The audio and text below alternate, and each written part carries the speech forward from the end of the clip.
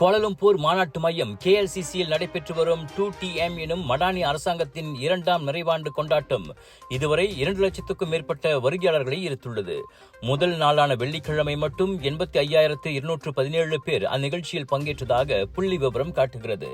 2ஆம் நாளான நேற்று மாலை 6 மணி வரையில் 1,17,912 பேர் வருகை தந்துள்ளனர். இந்த 3 நாள் விழாவில் 2,30,000 பேர் பங்கேற்க அரசாங்கம் இலக்கு வைத்திருப்பதாக கூறப்படுகிறது. அவ்விலக்கு கடைசி நாளான இன்று எட்டப்படும் என எதிர்பார்க்கப்படுகிறது. 2ஆம் நாள் நிகழ்ச்சிக்கு வருகை புரிந்த பிரதமர் டத்துஸ்ரீ அன்வார் இப்ராஹிம் டவுன்ஹால் கூட்டத்தில் பங்கேற்றது குறிப்பிடத்தக்கது. இந்த 3 நாள் விழாவில் மக்களுக்கான பல்வேறு சேவைகளும் சலுகைகளும் வழங்கப்படுகின்றன.